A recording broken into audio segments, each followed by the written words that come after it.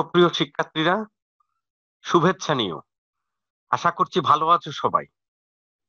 তোমাদের সাথে আছি আমি, সমীর কান্তিনাথ, প্রভাষক উদ্ভিদ বিজ্ঞান, চট্টগ্রাম কলেজ। আজকে আমাদের আলোচনার বিষয় ফরেস্ট ইকোলজি। চলো আমরা আলোচনার বিস্তারিত দেখে নিই আগে। এই যে দেখতে পাচ্ছ 5 নম্বর topic, introduction to forest, types of forest, dominant plants of deciduous, semi-evergreen and tidal forests of Bangladesh and their edaphic features. চলো বিস্তারিত আলোচনায় যায়। ফরেস্ট ইকোলজি বাংলা করলে হয় অরণ্য বাস্তুবিজ্ঞান। শুরুতে আমরা ডেফিনেশনটা দেখি।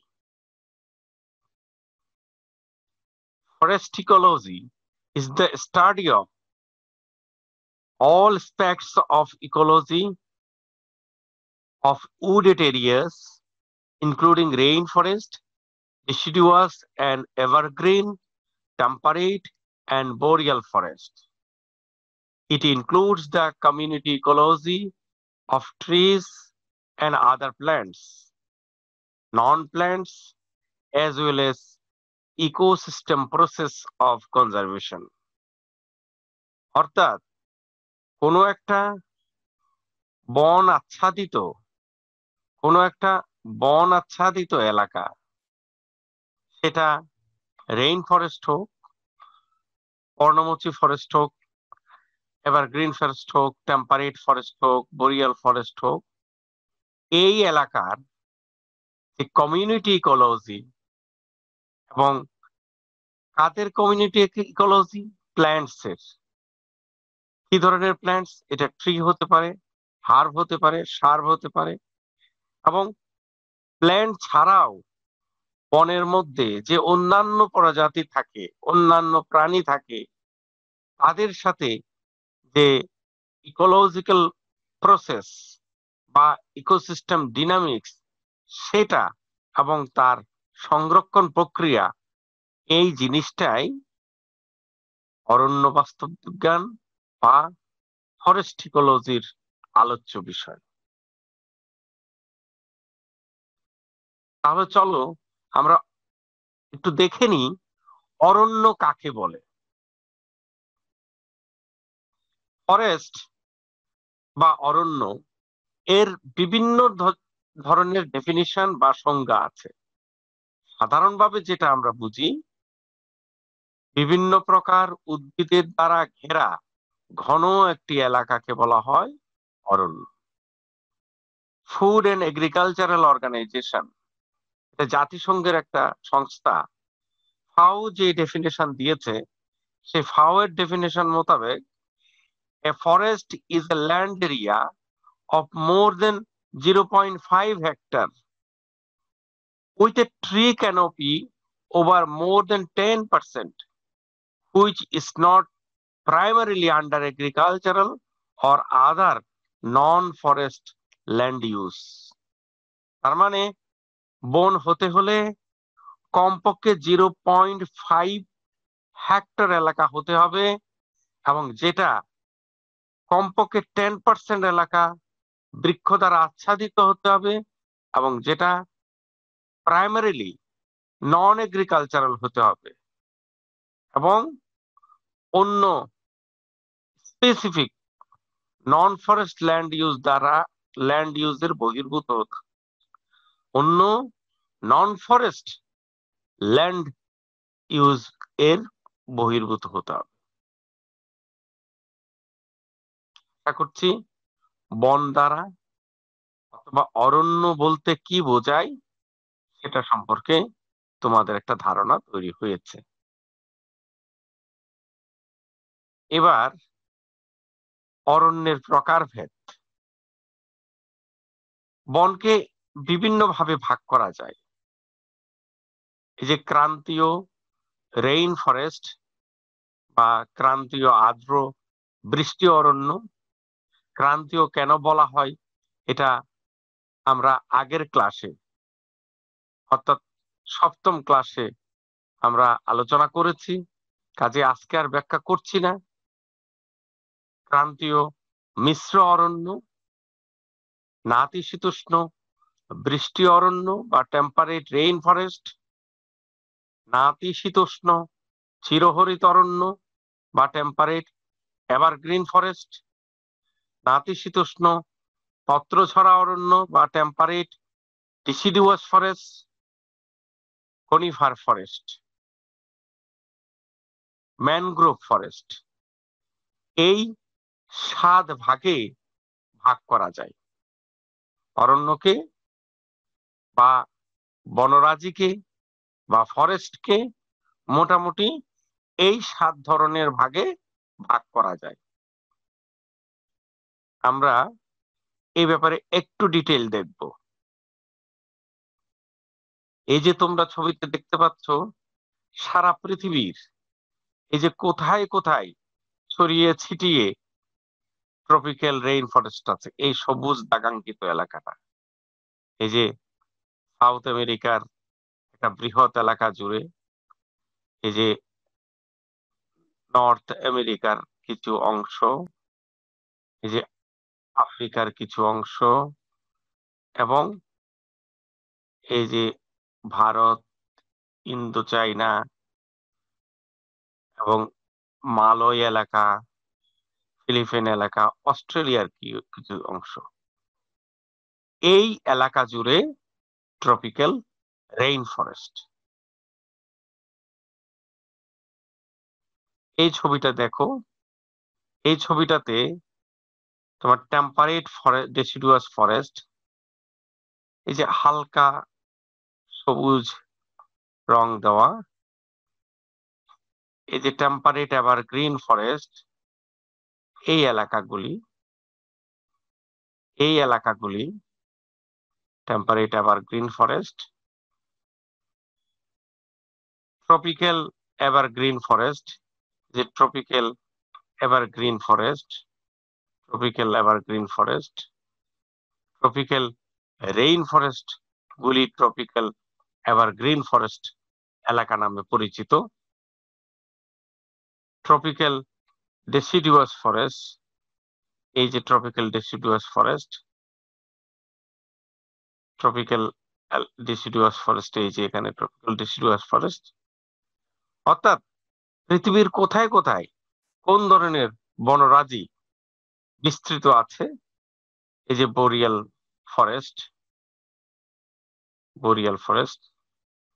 এই যে বোরিয়াল ফরেস্ট।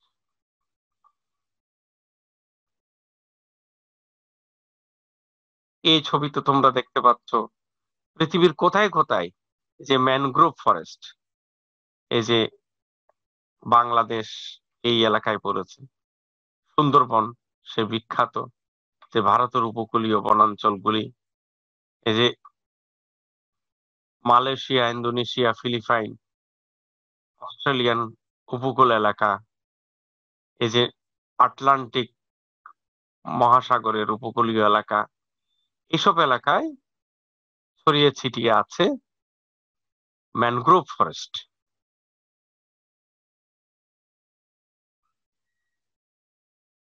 এবার আমরা বাংলাদেশের বনভূমি সম্পর্কে আলোচনা করব।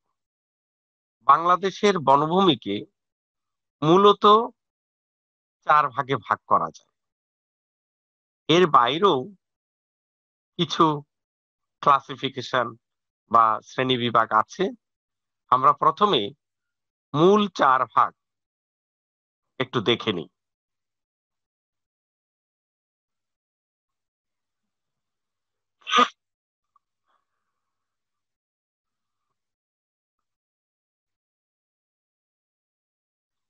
এই যে ক্রান্তীয় আর্দ্র চিরসবুজ বন, ট্রপিক্যাল ওয়েট এভারগ্রিন ফরেস্ট, আধা ক্রান্তীয় আধা চিরসবুজ বন বা ট্রপিক্যাল সেমি এভারগ্রিন ফরেস্ট, ক্রান্তীয় আর্দ্র পত্রমোচী বা পর্ণমোচী বা ডেসিডুয়াস ফরেস্ট,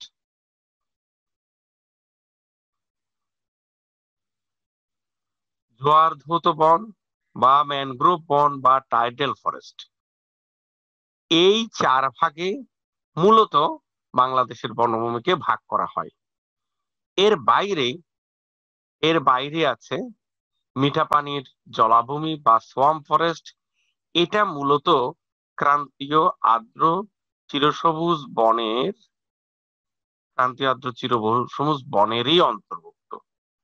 সোয়াম্প ফরেস্ট বা জলাবন এটা মূলত ক্রান্তীয় আর্দ্র চিরসবুজ বনেরই অংশ, এই বিভাগের মধ্যেই পড়ে। এর বাইরে আছে যে আমাদের যে হোমস্টেড ফরেস্ট, অর্থাৎ আমাদের বাড়িঘরের আশেপাশে মানুষের দ্বারা সৃজিত ফরেস্ট, ক্রিয়েটেড ফরেস্ট বা সৃজিত বন। তাহলে আমরা একটু ইলাস্ট্রেটেডলি দেখলে বাংলাদেশের বনভূমিকে 6 ভাগে ভাগ করা যায়, আর মোটা দাগে ব্রড সেন্সে বাংলাদেশের বনভূমিকে 4 ভাগে ভাগ করা যায়। আমরা এবার এই 4 ধরনের বন অথবা 6 ধরনের বন সম্পর্কে বিস্তারিত দেখব।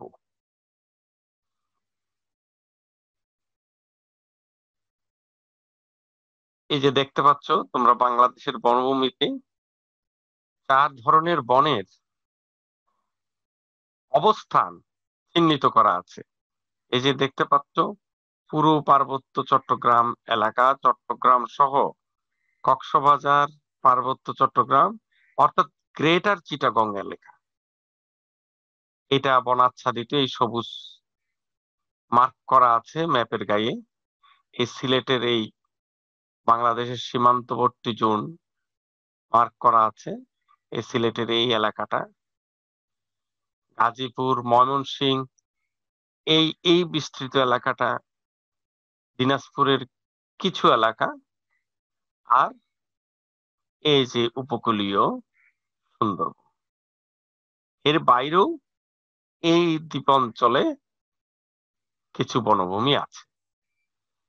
এইটা হচ্ছে আমাদের যে 4 ধরনের বনরাজি দেখা যায়, সেই 4 ধরনের বনরাজি বাংলাদেশের কোথায় কোথায় দেখা যায় সেটার একটা ডায়াগ্রামেটিক্যাল প্রেজেন্টেশন।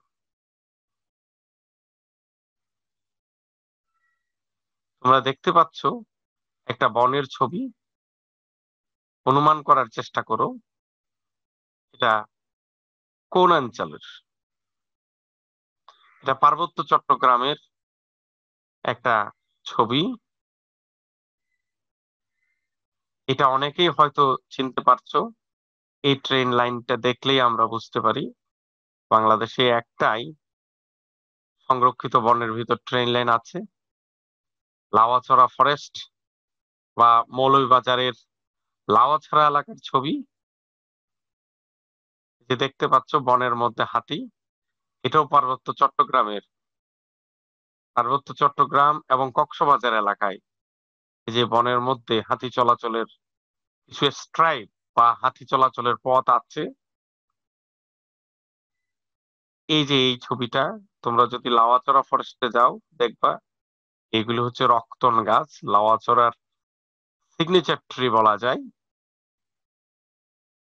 অর্থাৎ তোমরা হয়তো অনুমান করছে এর মধ্যে আমরা ক্রান্তীয় আর্দ্র চিরসবুজ বন নিয়ে আলোচনা করছি।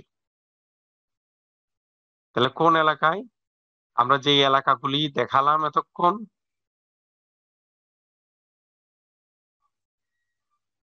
যে সিলেট, চট্টগ্রাম, পার্বত্য চট্টগ্রামের পাহাড়ি এলাকা, দক্ষিণ পূর্বে কক্সবাজার এবং উত্তর পূর্বে মৌলভীবাজারে এদের অস্তিত্ব আছে।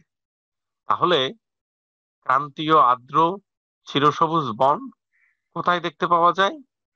এটা সিলেট, চট্টগ্রাম, পার্বত্য চট্টগ্রাম, কক্সবাজার এবং মৌলভীবাজার, এইসব এলাকায় ক্রান্তীয় আর্দ্র চিরসবুজ বন দেখতে পাওয়া যায়। এই যে এই এলাকার উদ্ভিদগুলো চিরসবুজ এবং এই এলাকায় জীববৈচিত্র্য অত্যন্ত সমৃদ্ধ। এখানে বৃক্ষ জাতীয় উদ্ভিদ ছাড়াও বিভিন্ন ধরনের পরাশ্রয়ী অর্কিড, ফার্ন, আরোহী লতা, স্থলজ ফার্ন, মস, বেত ইত্যাদি পাওয়া যায়। আরোহী লতা মানে যেসব লতা উডি এবং অনেক উপরে বেয়ে উঠতে পারে, এগুলিকে বলা হয় আরোহী লতা। তোমাদের সুবিধার্থে আমি আরো কিছু উদ্ভিদের নাম এখানে উল্লেখ করছি।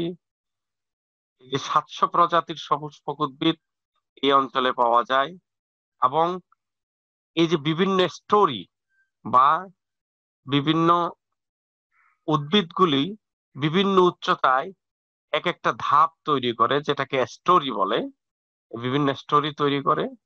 এখানে বিভিন্ন ধরনের উদ্ভিদ দেখতে পাচ্ছ। আপার স্টোরিতে কালী গর্জন, ঢালি গর্জন, রক্তন, বুদ্ধ নারিকেল।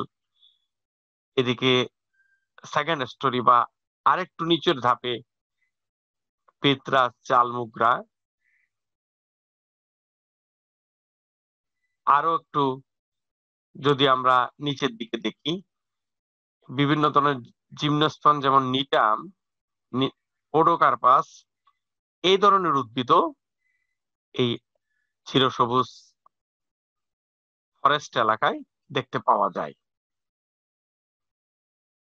এই তালিকাটা দিলাম, অনেক সময় পরীক্ষায় আসে উদ্ভিদের লোকাল নামের সাথে বৈজ্ঞানিক নাম, যাতে তোমাদের সুবিধা হয়। এক ঝলকে একটু দেখে নাও। চাপালিশ, আর্টোকার্পাস চাপলাসা, জাম, সাইজাইজিয়াম স্পিসিস, রামদালা, চুন্দুল, তালামুরা বা তিলসুন্দি, এই যে তুন, এই নাগেশ্বর, মেসোয়াফেরি, বিভিন্ন ধরনের বাঁশ যেমন তোমার মুলি বাঁশ, মেলাক্কানা বলি আমরা, মিটেঙ্গা বাঁশ, ব্যাম্বুসা টুলটা, তোমার কালি, এই ধরনের নানা ধরনের উদ্ভিদ এই অঞ্চলে দেখতে পাওয়া যায়। এবার আমরা ক্রান্তীয় আধা চিরসবুজ বা সেমি এভারগ্রিন ফরেস্ট নিয়ে একটু আলাপ করব। কোথায় দেখতে পাওয়া যায়? মূলত এভারগ্রিন ফরেস্টের আশেপাশের এলাকায় এই সেমি এভারগ্রিন ফরেস্টের অস্তিত্ব থাকে। এটা সেমি এভারগ্রিন ফরেস্টের একটা স্বাভাবিক বৈশিষ্ট্য। এর বাইরেও এই যে তাহলে বাংলাদেশে যেখানে যেখানে এভারগ্রিন ফরেস্ট আছে, সিলেট, চট্টগ্রাম, কক্সবাজার, পার্বত্য চট্টগ্রাম, এসব এলাকা এবং সাথে দিনাজপুরের কিছু এলাকায় সেমি এভারগ্রিন ফরেস্ট দেখতে পাওয়া যায়। সাধারণত চিরহরিৎ হলেও পর্ণমোচী বৃক্ষরা এখানে রাজত্ব করে। এবং এই এই বেশিরভাগ বনেই জুম চাষ, পাহাড়ের গায়ে ধাপে ধাপে বা গর্ত করে যে চাষ করা হয় সেটাকে জুম চাষ বলা হয়। এসব বনে প্রায় 800 প্রজাতির সপুষ্পক উদ্ভিদ এবং বিভিন্ন ধরনের লতা, গুল্ম, ঝোপঝাড় রয়েছে। এখানে একটা জিনিস তোমাদের অবশ্যই মনে রাখতে হবে, যদিও আমরা উদ্ভিদের বিবরণ দিচ্ছি, কিন্তু শুধু উদ্ভিদ দিয়ে তো আর বন গঠিত হয় না। এই উদ্ভিদের পাশাপাশি নানা ধরনের প্রাণীরও অস্তিত্ব বিরাজমান এই এলাকায়। এই যে সেমি এভারগ্রিন ফরেস্টের, এটাও তোমাদের সুবিধার জন্য আমি ইনক্লুড করেছি এখানে। এই যে সন্দুল,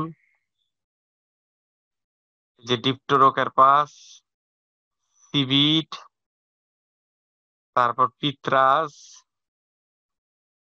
চাম, থুন, জারুল, লেজাস্ট্রোমিয়া, গামারি মেলিনা আরবোরিয়া, বহেরা টার্মিনেলিয়া বেলারিকা, হরিতেকি টার্মিনেলিয়া চেবুলা, অশোক সারাকা ইন্ডিকা এবং বিভিন্ন ধরনের বাঁশ,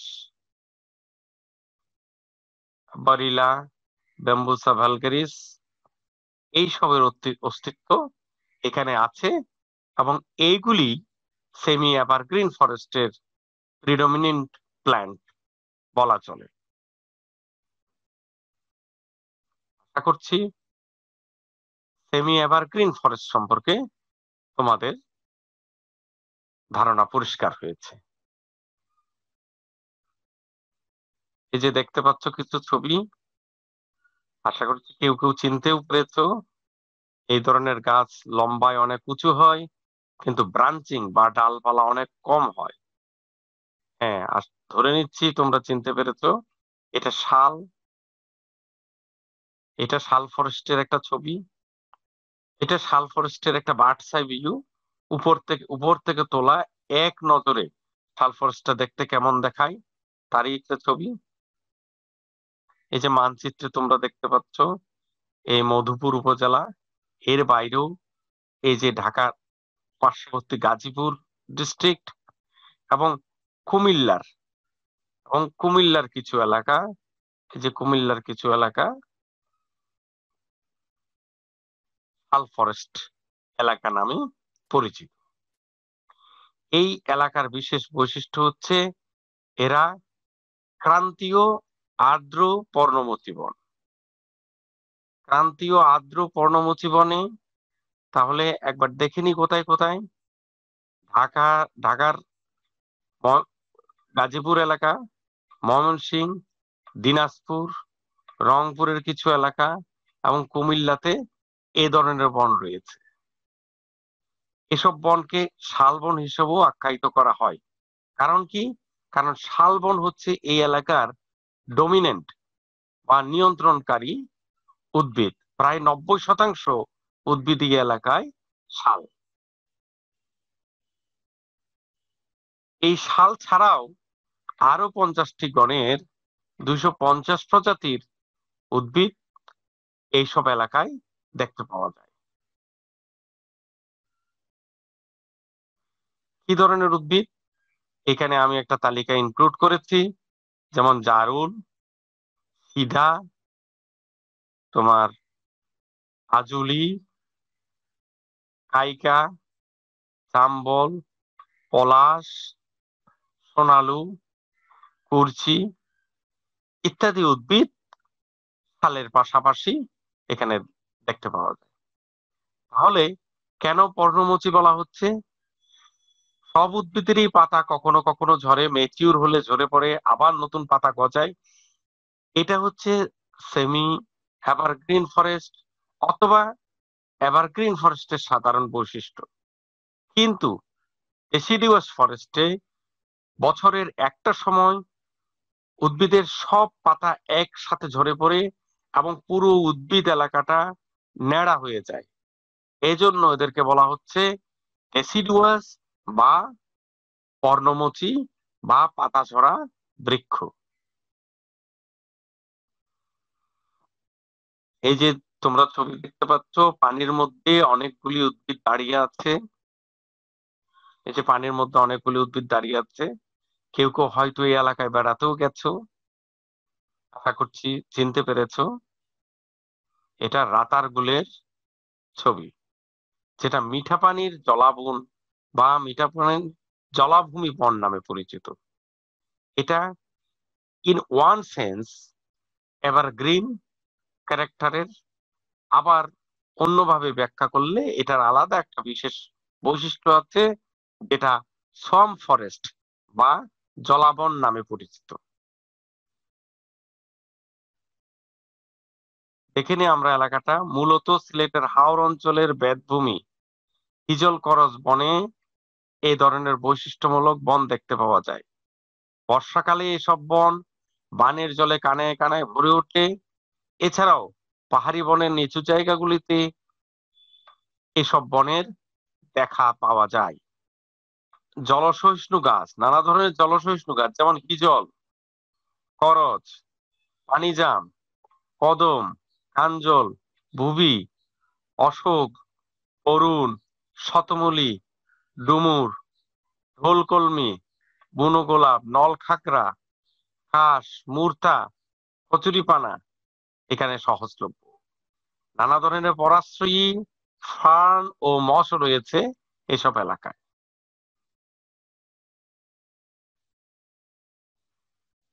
এবার যে ছবিটা দেখতে পাচ্ছ, বিস্তীর্ণ বনভূমি, মাঝখানে ছোট্ট জলধারা। আসলে অনেক বড় ছবি, অনেক বিস্তৃত এলাকার ছবি একই সাথে তোলা হয়েছে। কাজেই এটা একটা নদীর দুই পাশ বনভূমি ঘেরা। এটা দেখলে নিশ্চয়ই আর বলে দিতে হবে না কোন এলাকা নিয়ে আমরা কথা বলতে যাচ্ছি। এটাও, এইগুলি দেখতে পাচ্ছ, এগুলি গোল পাতার ছবি। এই যে গোল পাতার ছবি, কাজেই তোমরা হয়তো ধরেই নিতে পারো, অথবা এতক্ষণে ধরে নিয়েছো আমরা সুন্দরবন এলাকা নিয়ে কথা বলতে চাচ্ছি। এগুলি সেই বায়বীয় মূল বা নিউমাটাফোর, বিভিন্ন ধরনের নিউমাটাফোর দেখতে পাবা তোমরা সুন্দরবনে গেলে। এই যে এটা মানচিত্রে দেখানো হচ্ছে সুন্দরবনের এলাকাটা। এই যে দেখতে পাচ্ছ, এই যে বাংলাদেশের এই এলাকাটা সুন্দরবন নামে পরিচিত। এর বাইরেও সুন্দরবনের অস্তিত্ব আছে, যেটুকুন অংশ ভারতে পড়েছে, কিন্তু বেশিরভাগ এলাকা বাংলাদেশের মধ্যেই পড়েছে। এটা প্যারাবন বা টাইডাল ফরেস্ট বা ম্যানগ্রোভ ফরেস্ট বা জোয়ার বিধৌত বন নামেও পরিচিত। কারণ প্রতিদিন জোয়ার ভাটা দ্বারা দুইবার করে প্লাবিত হয় এইসব বন। 5,20,000 হেক্টর জুড়ে এই যে বাংলাদেশের উপকূলীয় অঞ্চলে এই বনের বিস্তৃতি। এবং এই বনের বিশেষ বৈশিষ্ট্য হচ্ছে ঠাসমূল, ঠেসমূল এবং জরায়ুজ অঙ্কুরোদ্গম দেখা যায়, যেটা আমরা পূর্বের ক্লাসে আলোচনা করেছি অ্যাডাপটিভ ফিচার বা অভিযোজনিক বৈশিষ্ট্য আলোচনা করার সময়। এই বনের প্রধান বৃক্ষ হচ্ছে সুন্দরী। এই সুন্দরী বৃক্ষের প্রাচুর্যের কারণেই সুন্দরবন নামটা এসেছে। এছাড়াও পশুর, গেওয়া, কেওড়া, কাঁকড়া, বাইন, দুন্দল, আমুর, ডাকুর ইত্যাদি গাছও এইসব এলাকায় বিপুল পরিমাণে আছে। এই যে তোমাদের সুবিধার জন্য আমি বন বিভাগের একটা তালিকা এখানে সংযুক্ত করেছি। সুন্দরী, হেরিপিয়েরা ফোমিস, গেওয়া, এক্সাকোরিয়া গালোচা, কানকড়া, তারপর হচ্ছে পশুর, জাইলোকার্পাস, তারপর হচ্ছে গোলপাতা, নিপা ফ্রুটিক্যান্স, হিন্তাল ফোনিক্স। এই নানা ধরনের উদ্ভিদ, নানা ধরনের উদ্ভিদের নাম এই তালিকায় আছে, যেটা অনেক সময় তোমাদের পরীক্ষাতেও আসে সাইন্টিফিক নেম বা বৈজ্ঞানিক নাম লেখার জন্য।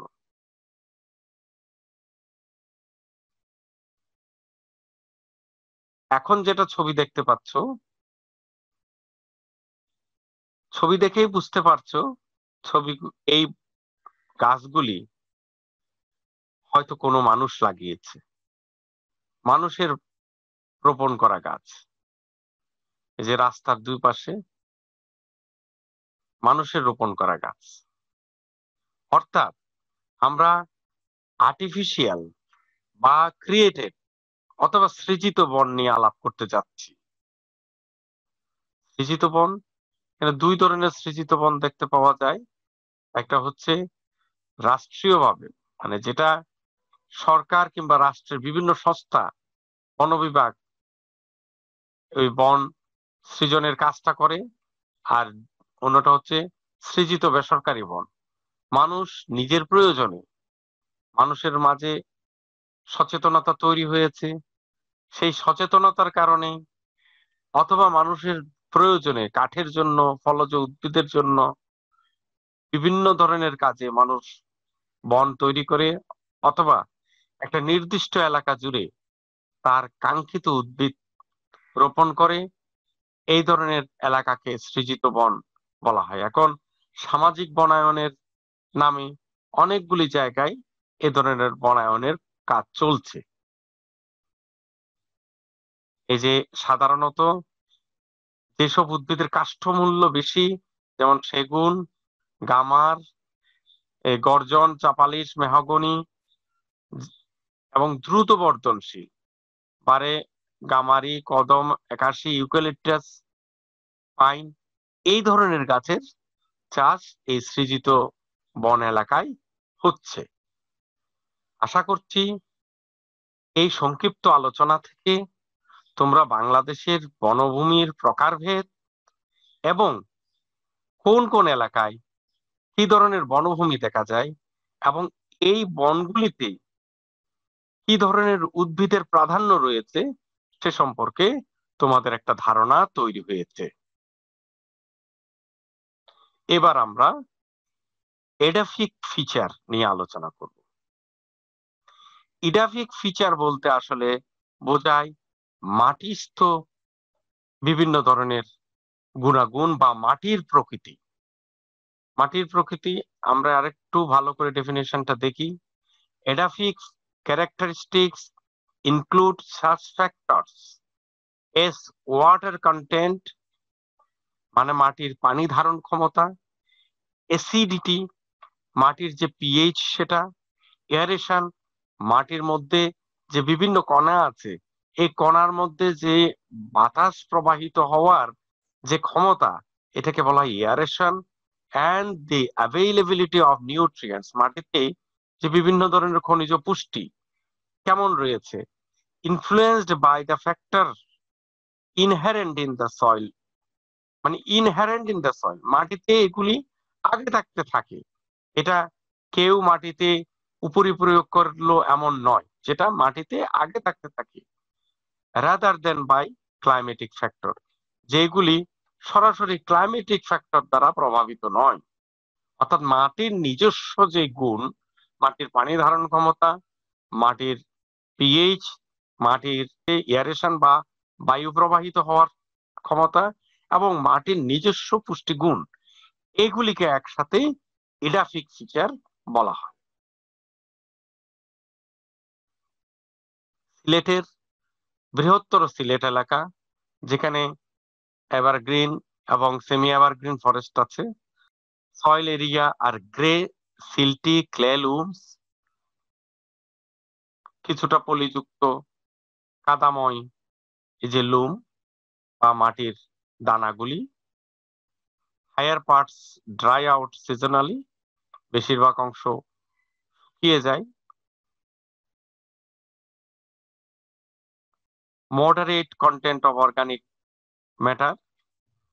ম্যাটার বা জৈব বস্তু থাকে moderately, soil reaction mainly acidic. এই এলাকার সয়েল বা মাটি সাধারণত অ্যাসিডিক। তাহলে কি fertility level medium to high, pH of soil, Jaintapur district, যেখানে এই এভারগ্রিন ফরেস্ট বা রেইন ফরেস্টের বিশাল অংশ অবস্থিত, লেস দেন 7, তার মানে সয়েল কিছুটা অ্যাসিডিক।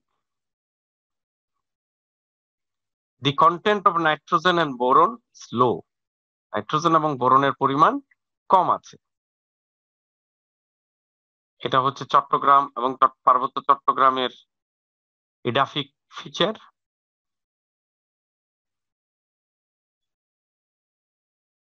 যে the content of organic matter, total nitrogen, available phosphorus and available potassium are also varied due to variation of land use. তাহলে এই চট্টগ্রাম, পার্বত্য চট্টগ্রামের এলাকা জুড়ে বিভিন্ন এলাকায় বিভিন্ন ধরনের ভাবে এই ল্যান্ড ব্যবহৃত হচ্ছে, কাজেই টোটাল নাইট্রোজেন, টোটাল ফসফরাসের পরিমাণ এলাকা ভেদে পার্থক্য আছে। এই যে total nitrogen differed among the sites due to the variation of slopes, elevation, aspect, texture, moisture and temperature. যেহেতু এই এলাকাটা পাহাড়ি এলাকা, কাজে স্লপে এক ধরনের হয়তো নিউট্রিয়েন্ট কন্টেন্টস আছে, আবার টপ হিল টপে অন্য ধরনের, আবার পাহাড়ের নিচে ভ্যালি এলাকায় অন্য ধরনের নিউট্রিয়েন্ট কন্টেন্ট দেখা যায়। সয়েল পিএইচ 5.1 থেকে 5.7, তার মানে এটাও কিছুটা অ্যাসিডিক। সালফরেস্টের পিএইচ রেঞ্জ হচ্ছে 4.6 থেকে 6.28। এখানেও বিভিন্ন সময় এর বিভিন্ন ধরনের সিজনাল ভেরিয়েশন আছে। এই যে sodium, the increasing trend of sodium are there in both top and subsoil layer. Concentration of potassium low, পটাশিয়ামের পরিমাণ কম। High values of manganese and iron confined on the top soil. এজন্য তোমরা দেখতে পাবে এই যে সালফরেস্ট এলাকায় মাটির রং কিছুটা লালচে, তার মানে এই যে হাই আয়রন এর কারণে এই ধরনের চেহারা নেই। সুন্দরবন সয়েলস আর generally silt loam and silty clay, কর্দমাক্ত এলাকা, কর্দমাক্ত। এই যে soil reaction pH Sundarban is neutral to alkaline. এতক্ষণ পর্যন্ত আমরা অ্যাসিডিক দেখেছিলাম, এবার আমরা ক্ষারীয় দেখতে পাচ্ছি, neutral to alkaline. Higher dissolve chloride in soil, মাটিতে ক্লোরাইডের পরিমাণ বেশি। Organic matter is higher in the Sundarban area, কারণ কর্দমাক্ত এলাকা সবসময় জোয়ার ভাটা হয়, সমুদ্রের পানি আসে, এইগুলি অন্যতম গুরুত্বপূর্ণ কারণ। Total nitrogen is very low, নাইট্রোজেনের পরিমাণ কম। Available phosphorus and sulphur concentration is higher. মানে এটা একটা গবেষণাপত্র থেকে আমি এই তথ্যটা সংগ্রহ করেছি। এই গবেষণা এলাকায় এই ধরনের দেখতে পাওয়া গেছে। The water soluble and exchangeable cation is a calcium ion, magnesium ion, sodium ion, potassium ion soil solution are higher. The amount of micronutrients vary due to distance of saline water and different location of Sundarban forest soil. এই যে বিভিন্ন এলাকায় লবণাক্ততার পরিমাণ ভিন্নতা দেখা যায়, কোথাও হচ্ছে মৃদু লবণাক্ত এলাকা, কোথায় বা মাঝারি লবণাক্ত এলাকা, কোথায় হাইলি স্যালাইন্ড এরিয়া। কাজেই এই লবণাক্ততার ভিন্নতার কারণে মাটিতেও তার প্রভাব পড়ে। আশা করছি বাংলাদেশের যেসব এলাকায় বনভূমি আছে সেই সব বনভূমি এলাকায় মাটির বৈশিষ্ট্য বা অ্যাডাফিক ফিচার সম্পর্কে তোমাদের একটা ভালো ধারণা তৈরি হয়েছে। তাহলে আমরা যদি একবার সামারাইজ করি আজকের আলোচনা থেকে, আমরা বনভূমি বলতে কি বুঝাই, পৃথিবীতে বিভিন্ন ধরনের যে বন দেখা যায় সে সম্পর্কে একটা ধারণা পেলাম। বাংলাদেশের বনভূমি কোন কোন এলাকায় কি কি ধরনের বনভূমি দেখা যায় সে সম্পর্কে একটা ধারণা পেয়েছি, এবং বাংলাদেশের বনভূমি এলাকার মাটির বৈশিষ্ট্য বা এডাফিক ফিচার সম্পর্কে জানতে পেরেছি। আজ এ পর্যন্ত, পরের দিন অন্য ক্লাসে দেখা হবে। সবাই ভালো থেকো, সুস্থ থেকো। ধন্যবাদ সবাইকে।